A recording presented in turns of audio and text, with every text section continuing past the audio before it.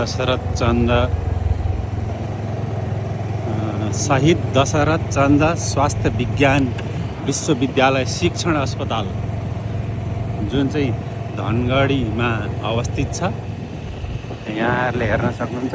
यो चाहिँ अब निकट भविष्यमा हाम्रा सांसदहरू नयाँ जितेका राष्ट्रसभाका सांसदहरूले चाहिँ अब सञ्चालनमा ल्याउने भन्ने चाहिँ कुरा छ। आगामी दिनमा यो विश्वविद्यालय चाहिँ तपाईँहरूले सबैजनाले सञ्चालन भएको अवस्थामा हेर्न पाउनुहुन्छ। ठ्याक्कै यो स्कुल यो दशरथ चन्द विश्वविद्यालयको ठ्याक्कै पछाडिपट्टि गेट आँखा अस्पताल छ, जुन चाहिँ एसियाको नम्बर 1 अस्पताल आँखा अस्पताल हो। यहाँ चाहिँ देश विदेशतिरबाट पनि धेरै मान्छेहरू आउनुहुन्छ आँखाको उपचार गर्नलाई। अनि त्यहाँ पछि यो दशरथ चन्द विश्वविद्यालयको चाहिँ अब उद्घाटनै भएको छैन। अलिअलि एक दुईजना मान्छेहरू हुनुहुन्छ। यसो उद्घाटनको लागि सबै प्रक्रियाहरू पुरा भइसकेको छ। अब पार्कहरू बनाउने रहेको छ, रुखबुट्टाहरू लगाउने, त्यहाँ पछि बस अनि यो उद्घाटन हुन्छ। भवनहरू चाहिँ सम्पूर्ण कम्प्लिट भइसकेका छन्, खालि अब पार्क बनाउने कामहरू चाहिँ रहेको छ। आगामी दिनमा यो पनि पूर्ण हुनेछ। यहाँ विश्वविद्यालयको चाहिँ सम्पूर्ण प्रक्रिया पुरा भइसकेपछि तपाईँहरूलाई फेरि म बनाएर देखाउनेछु, हेर्नु होला। अहिले चाहिँ अब यस्तै छ।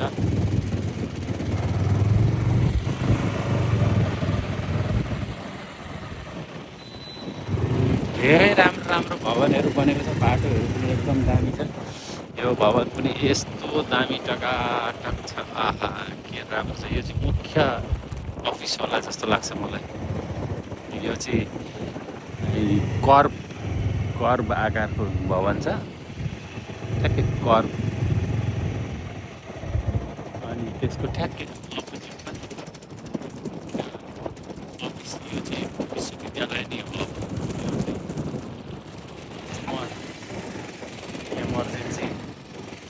इमर्जेन्सी भन्ने चाहिँ उहाँ रहेछ। इमर्जेन्सी ठाउँ चाहिँ यता त्यहाँ काम गर्दैछन्। यता नजाउँ होला, यता जाउँ। अस्पताल फार्मेसी यता रहेछ। अझै काम चाहिँ मान्छेहरू चाहिँ अलिअलि सेवाग्राहीहरू आउन थालेका सेवा लिँदा